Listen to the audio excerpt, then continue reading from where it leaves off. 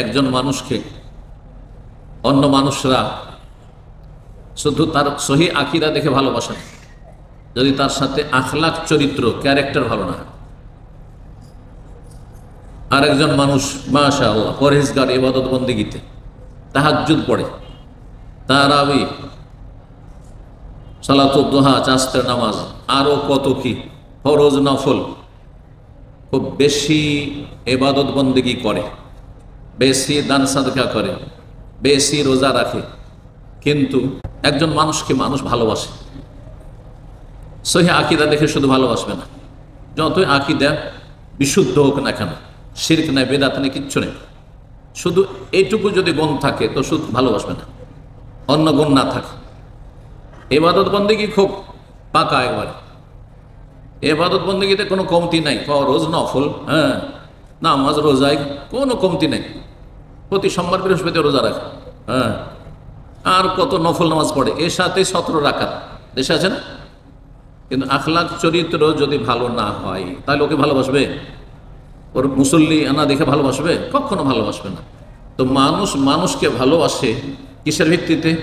উত্তম চরিত্রের ভিত্তিতে, হ্যাঁ, ভালো আচরণের ভিত্তিতে। যার সাথে আপনি যত বেশি ভালো আচরণ করবেন সে তত বেশি মুগ্ধ হবে, হ্যাঁ, আপনাকে অন্তর থেকে ভালোবাসবে। এই ভালোবাসা পয়সা দিয়েও কেনা যায় না, আর রাষ্ট্রীয় ক্ষমতা দিয়েও কেনা যায় না, মানুষের উত্তম চরিত্র দিয়ে কিনতে হয়। ইসলামে এই জন্য উত্তম চরিত্রের অত্যন্ত বেশি গুরুত্ব রয়েছে। এই মর্মে কয়েকটি পয়েন্ট আজকে সংক্ষেপে আপনাদের সামনে বলবো। এক নম্বর যে বিষয়টি রাসূলুল্লাহ সাল্লাল্লাহু আলাইহি ওয়াসাল্লামের হাদিসে রয়েছে যে আল বিররু হুসনুল খুলুক, আসল নেকির কাজই হচ্ছে উত্তম চরিত্র, চরিত্র গঠন। সবচেয়ে গুরুত্বপূর্ণ নেকি হচ্ছে চরিত্রবান হওয়া। চরিত্র যদি খারাপ হয় তা আপনাকে দেখলেই দূরে সরে যাবে।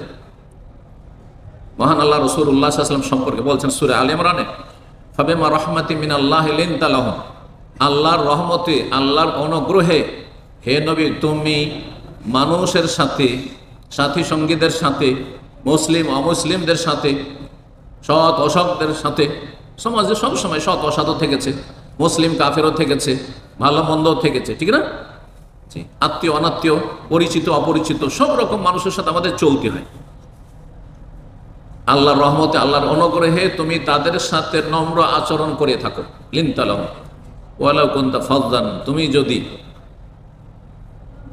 কর্কশ ভাষী হতে, নিষ্ঠুর হতে, গালিজ আল কালবে, ফাযযান মানে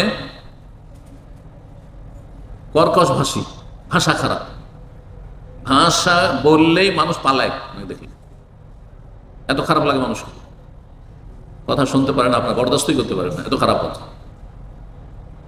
গালিজ আল কালব, আর অন্তরটা যদি নিষ্ঠুর হয়, মায়া মমতা নেই, সমবেদনা নেই, ভালোবাসা সম্প্রীতি নেই, হঠকারিতা, যদি এমনটা হতে লান ফাদ্দু মিন হাওলিক, হে নবী তোমার কাছ থেকে ওই লোকেরা পালায়ন করতো, সব সরে যেত, কেউ বসবে না, কেউ বলবে। খারাপ লোককে সবাই ভয় করে, খারাপ লোককে সবাই ভয় করে। রাসূলুল্লাহ সাল্লাল্লাহু আলাইহি ওয়াসাল্লামের যে হাদিস রয়েছে, ইন্না মিন শাররিন নাসি মানজিলাতান ইয়াউমাল কিয়ামা, সহিহ বুখারী হাদিস, কিয়ামতের দিনে সবচেয়ে নিকৃষ্ট ব্যক্তি ওই ব্যক্তি, মান তারাকাহুন নাস, অন্য রিওয়ায়াত মান ওয়াদাহুন নাস ইত্তিকা ফুহশিহি ওয়া ইত্তিকা শাররিহি, যার খারাপি, যার অনিষ্ট, যার অন্যায় অশ্লীলতা থেকে রক্ষা পাওয়ার জন্য মানুষ কেটে পড়ে। এত ভাষা খারাপ, ওকে দেখলেই পালায়, লুকিয়ে যায়। আপনাকে দেখলে আপনার স্ত্রী দূরে থাকার চেষ্টা করে, এর সাথে কথা বললে ঝামেলা করবে, তাহলে আপনি খারাপ লোক। এর বিপরীতটাও, হ্যাঁ, কারো স্ত্রী যদি এমন হয় যে ভয় পায়, এর সাথে কথা বললে ঝামেলা বাঁধিয়ে দেবে, তাহলে জানতে হবে খারাপ মহিলা। ছেলে মেয়ে বাড়িতে ঢুকলেই, যখন বাপ মা বাড়িতে আছে বা বাড়িতে ঢুকছে, ছেলে মেয়ে কোথায় যে লুকিয়ে যায়, এক শ্রেণীর মানুষ আছে না, খুঁজে পাওয়া যায় না, ধারে কাছে আসতে চায় না, তার মানে এই বাপ মা ভালো না, মায়া মমতা নেই, আদর স্নেহ নেই। কিন্তু আদর স্নেহের একটা সীমা আছে। আবার আদর স্নেহ করতে গিয়ে পাপে যেন আপনার ছেলেরা লিপ্ত না হয়ে যায়, মানে এত ছাড় দেবেন না, ছাড় দেওয়ার একটা সীমা রয়েছে। সীমা লঙ্ঘন যে কোনো জায়গায় খারাপ। যদি তুমি তাদের সাথে খারাপ আচরণ করতে, তাহলে তোমার কাছ থেকে মানুষরা পালায়ন করতো। রহমতুল্লিল আলামিন বিশ্বজাহানের রহমত রাসূলুল্লাহ। তারপর আল্লাহ বলছেন যে তুমি যদি খারাপ আচরণ করতে তো সাহাবীরা বা মুসলিমরা, হ্যাঁ, মদিনার মুনাফিকরা, ইহুদিরা সব পালাইতো, তোমরা দেখলে পালাইতো, কিন্তু সবাই কাছে আসে। ইহুদির সন্তান নবী সাল্লাল্লাহু আলাইহি ওয়াসাল্লামের খেদমত করতো, মরার সময় কলমা পড়ে নিল। তার বাড়িতে কোনো ইহুদি দেখতে যায় না ইহুদির বাচ্চাকে, কিন্তু রাসূলুল্লাহ সেই ইহুদির সন্তানকে দেখতে গেছেন। তারপর ইসলামের দাওয়াত দিচ্ছেন যে মরবার মুমূর্ষু অবস্থা, বাবার দিকে তাকাচ্ছে, সহিহ বুখারীর হাদিস। বাবা তখন বলছেন আতে আবুল কাসিম। রাসূলুল্লাহ মানতো না, সেজন্য তার আবুল কাসিম বলতো। কাসিমের বাপ, বড় ছেলে কাসিম নবী সাল্লাল্লাহু আলাইহি ওয়াসাল্লামের ইন্তেকাল করেছেন ছোট্ট থেকে, রাদিয়াল্লাহু তাআলা আনহু।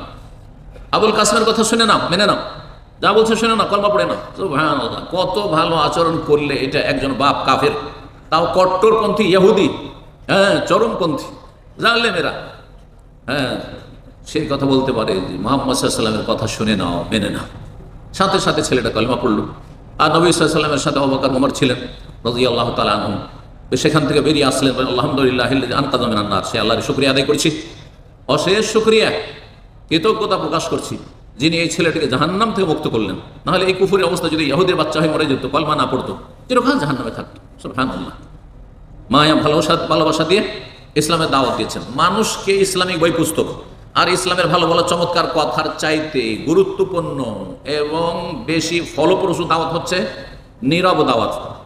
মানে আপনি আশেপাশের খারাপ লোকদের সাথে বেঈমানি করবেন না, আত্মসাৎ করবেন না, হ্যাঁ, আপনার আচার আচরণ খারাপ নয়। অমুসলিমের সাথে এক পয়সার এদিক ওদিক করবেন না। আপনি টাইম বেঁধে দিয়েছেন, ওই টাইমে গিয়ে দিয়ে আসবেন। এই ভালো চরিত্রগুলি যদি আমাদের মুসলিম সমাজে থাকতো, তাহলে অমুসলিম থাকতো না। অমুসলিম হলে ওপরে মুসলমান হয়ে যেত। আর এটাই হচ্ছে ভারতে যখন প্রথম সাহাবায়ে কেরাম যারা ওলাদরা গিয়েছেন, এইভাবে তারা আখলাক চরিত্র দিয়ে ইসলামের দাওয়াত দিয়েছেন, আকৃষ্ট হয়েছে তারা।